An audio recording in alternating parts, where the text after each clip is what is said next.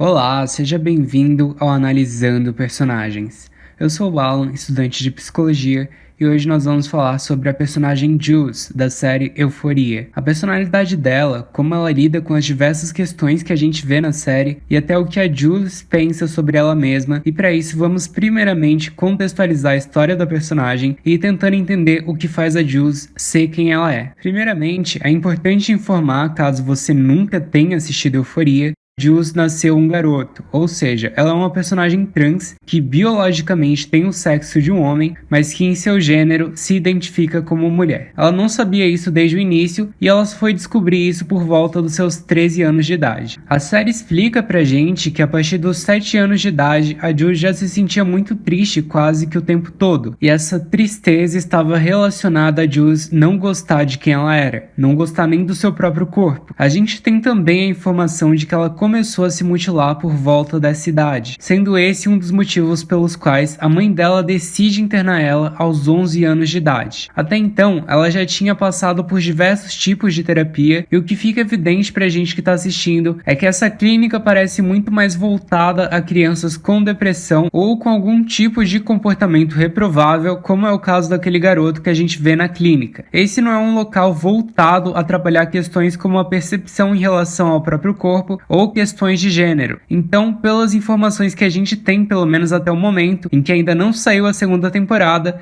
é que essa era uma clínica com foco em intervir nesse comportamento depressivo, porém com métodos muito, mas muito questionáveis. E a gente não sabe em detalhes quais outros possíveis traumas ela pode ter vivido lá dentro. E faz sentido que a Jules, aos 11 anos, ainda não tenha essa consciência de que ela se identificava como uma garota, e que essas percepções não venham à tona, porque esse é um período que a psicanálise chama de fase de latência, que vai dos 5 aos 12 anos, em que a criança reprime toda a sua sexualidade e ela investe a energia dela, que a psicanálise chama de libido, em atividades assexuadas, como brincar, fazer amigos, estudar, entre outras coisas. Mas a gente não vê a Jules fazendo isso nessa fase. O que a gente vê, na verdade, é uma garota muito solitária, que não tem onde investir essa energia dela e se voltando muito a olhar para ela mesma e ver tudo que ela não gostava nela mesma, e não saber processar o porquê de toda essa falta de amor próprio, o que acaba sendo um dos motivos que levam a Jules a desenvolver depressão nessa idade.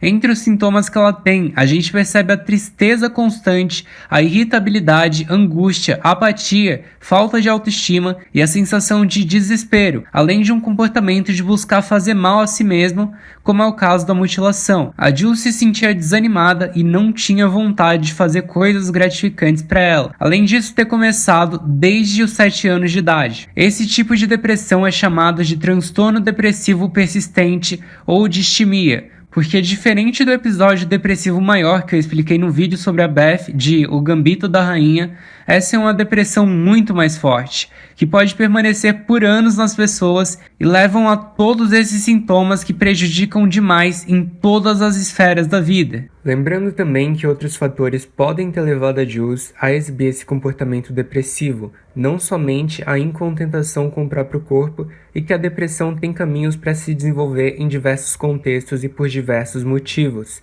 Então, se você tem se sentido mal com os sintomas citados e de forma persistente, busque um terapeuta para confirmar se o que está acontecendo com você é mesmo depressão.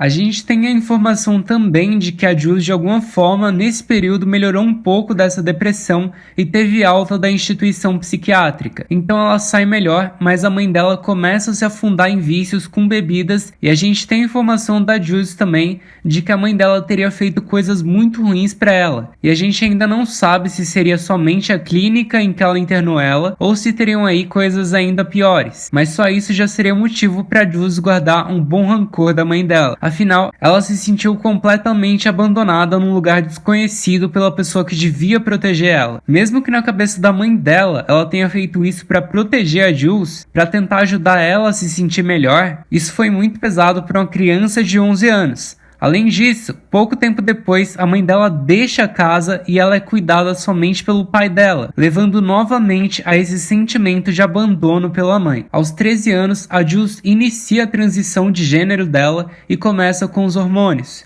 13 anos é uma idade importantíssima para a psicanálise.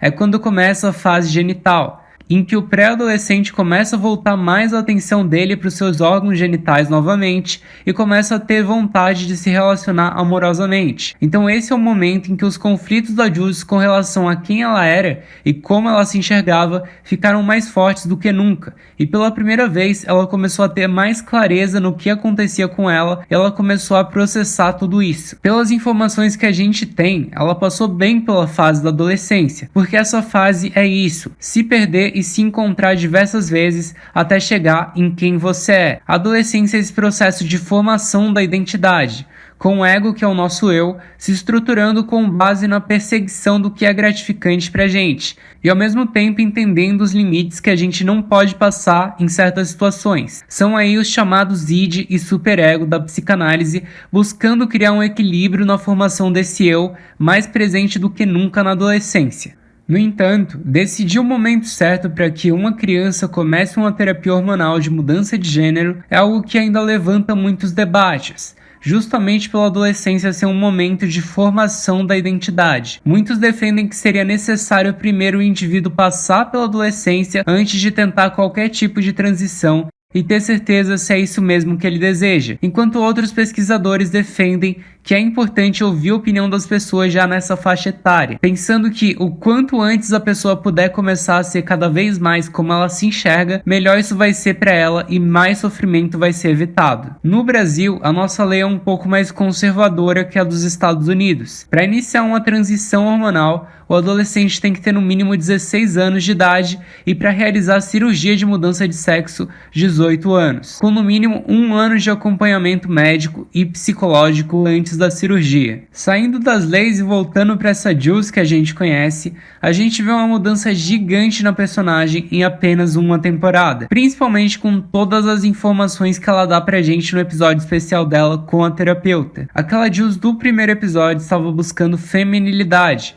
a ideia socialmente construída de feminilidade, que é exatamente o oposto do comportamento de masculinidade que eu falo no vídeo sobre Ross de Friends, que vai estar aparecendo o card aqui do lado pro vídeo.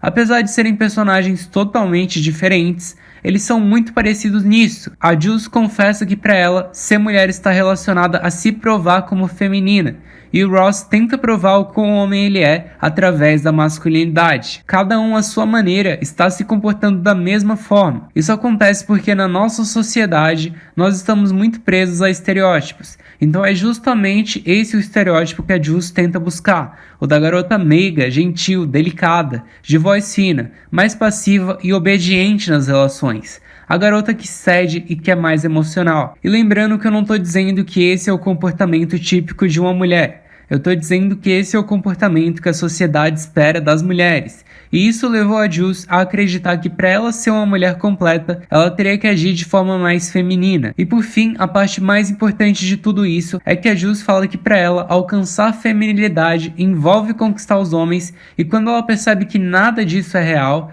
que ela não tem que seguir um roteiro de feminilidade para ser a mulher que ela quer ser, ela se liberta dessa visão e percebe que, na verdade, ela nunca esteve tão interessada assim em homens, e que ela se interessa muito por garotas. Vocês podem ver o quão complexa é a formação da identidade através disso. Apesar dela ficar mais consolidada depois da adolescência, ela nunca se torna algo fixo, ela está sempre se adaptando, e um pequeno insight pode te levar a ver coisas que você nunca tinha parado para prestar atenção, e que são cruciais em quem você é e no que você deseja para você mesmo. Foi assim com a Jules. Quando ela percebe o interesse por garotas e que a que ela mais se interessava estava bem ali na frente dela, ela diz nas próprias palavras dela: "Essa eu não posso perder".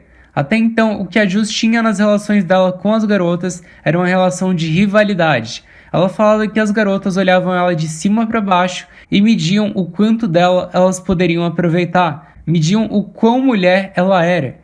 E com a Rue, ela não teve isso. A Rue recebeu ela de braços abertos sem nenhum julgamento. Ela disse que a Rue não só olhou para ela, mas enxergou ela de verdade. E dá pra gente entender a metáfora disso. Você só vê o que tem de externo dela. Sua beleza física, sua forma de se vestir, As coisas que você olha e pensa, nossa, eu queria ser assim, ou no que você não queria de jeito nenhum. Mas quando você enxerga alguém, você vê como uma pessoa pensa, o que motiva ela, o que faz ela feliz e o que ela não gosta. E a Rue, nas palavras da Jules, é a primeira garota que conseguiu enxergar ela e que gostou do que viu. E por que então esse relacionamento delas é tão conturbado? Claro que a Rue tem a sua cota de responsabilidade, que eu já falei no vídeo sobre ela, mas a Jules em alguns momentos também deixa a desejar. E por que isso acontece? Por dois motivos principais. O primeiro deles é a autocrítica da Jules, a mesma autocrítica que persegue ela desde a infância. Esse é um sentimento que faz ela se depreciar o tempo todo e não estar satisfeita com quem ela é. Ela tem muita dificuldade em se relacionar com a Rue, de pensar em alguém amando ela, porque nem ela ama ela mesma nesse ponto. Então como a Rue poderia amar ela nesse ponto? Ela mesma diz: pra mim seria impossível a Rue me amar tanto quanto eu amo ela. Fica claro que a Jules ainda não superou os traumas dela. Ela muitas vezes ainda se sente presa a ter nascido como alguém que ela não se identifica. E ela ainda está nesse processo de se tornar quem ela quer ser. Ela ainda não é a mulher final que ela deseja para ela mesma. E está tudo bem. Todos nós vamos continuar mudando no decorrer da nossa vida. Mas ela não aceita isso como algo normal. Ela vê como uma falha que é só dela. Cada movimento dela, ela se critica num extremo que faz muito mal para ela. E acaba se distanciando da Rue. Porque muitas vezes ela não se permite ser amada pela Rue. Ainda nesse ponto, as fantasias são algo recorrente na Jules. Metade dos relacionamentos sempre estiveram na cabeça dela. E agora, como garantir que essa situação com a Rue não é só mais um momento que vai passar quando a Rue se cansar dela? A autocrítica influencia a um ponto em que ela não se sente suficiente para estar em um relacionamento com a garota que ela ama, criando sentimentos de falta de confiança, de falta de autoestima e sensação de insuficiência. O que a Jules precisa trabalhar é essa autocrítica tão avassaladora, ao ponto que leva ela à sensação de que ela não merece ser amada, criando todos esses sentimentos ruins. O segundo ponto aqui é a proximidade que a Jules estabeleceu entre as ações da mãe dela e as ações da Rue. Isso possivelmente começa porque a Rue não é a primeira a enxergar a Jules, ela é a segunda pessoa a fazer isso. Na terapia, a gente descobre que a primeira foi a mãe dela, que deu a ela esse amor de mãe, que é incondicional quando o filho nasce. Aquele amor apenas pela existência daquela vida, sem querer nada em troca. Esse é o amor que ela tinha da mãe até certo ponto. Talvez até depois da clínica psiquiátrica a gente ainda tivesse aquele amor entre as duas. Mas ele é consumido pelos comportamentos e pelo vício da mãe da Jules. Até o momento em que ele desaparece. E agora, anos depois, ela vive tudo o que viveu com a mãe dela, de novo com a Rue. Na verdade, com a Rue é ainda pior. Ela sente que a Rue está sóbria e se tornou responsabilidade dela estar disponível o tempo todo para ela quando ela precisasse. E quando ela não está lá disponível, a Rue pode ter uma recaída e voltar a usar substâncias. Ela se sente passando novamente por todo esse sofrimento que ela passou com a mãe dela. Isso cria um sentimento de raiva pela Rue, de fazer ela passar por tudo isso de novo, de fazer ela se sentir como uma responsável pela melhora ou pela piora da Rue. É muito injusto colocar tamanho peso sobre os ombros de alguém. Nenhuma pessoa tem como corrigir aquilo que precisa ser trabalhado em você mesmo. Um relacionamento é uma troca. É um apoio mútuo, não é uma relação em que alguém tem que o tempo todo estar ali pelo outro para impedir que ele faça algo errado. Isso vem como um peso que a Jules não tem condição de carregar, porque realmente ninguém tem. A gente vê também uma inversão de papéis. Quando a Jules era criança, ao invés dela ser cuidada pela mãe, era ela que acabou tendo que cuidar da mãe. Agora ela tem que cuidar da Rue. Além disso, a mãe dela abandonou ela, então o que impede ela de viver esse trauma de novo com a Rue? Seja ela se cansando e indo embora ou até tendo uma overdose. Essa possibilidade de repetição de tudo de ruim que ela já viveu na relação com a mãe é outra questão que corrói o relacionamento entre ela e a Rue. Existe uma negligência muito grande, tanto da Rue quanto da mãe da Jules, de não pensarem o quanto as ações delas afetam a Jules, do quão mal ela se sente e por tudo o que ela já teve que passar, porque essa responsabilidade foi jogada no colo dela, e agora ela tem que lidar com tudo isso. O medo do futuro repetir o passado quando ele não é bom é algo que atormenta muito qualquer um, levando muitas vezes a nos distanciarmos o máximo possível de qualquer coisa que remeta a um passado ruim. Outra coisa importante da gente citar aqui é que eu acredito que partes da personalidade da Jules sejam da própria atriz que interpreta ela, a Hunter Schafer, que acabou ajudando a moldar a personagem. Ela conseguiu trazer muito da sua jornada como uma pessoa trans que já passou por muita coisa por conta disso, e dar vida à personagem da Jules de uma forma muito real e intensa. E principalmente, o caminho da Jules não é somente sobre uma pessoa trans, é sobre ser uma pessoa trans enquanto lida com outras diversas questões. Algo que me faz gostar muito de Euphoria é essa profundidade que os personagens têm. A série dá pra gente a história de cada personagem, nos ajudando muito a saber por que eles agem como eles agem. E agora resta pra gente aguardar como todas essas questões vão ser colocadas à prova na segunda temporada da série. E se você gostou do vídeo, não esquece de deixar seu like e de se inscrever. Aqui todo domingo, às 11 da manhã, um novo personagem é analisado com base na psicologia. Então ativa o sininho para não perder nenhuma novidade. Comenta aqui algum outro personagem que você queira ver a análise. Eu estou juntando todas as sugestões de vocês e pouco a pouco eu pretendo fazer cada uma delas. Um grande abraço e até a próxima!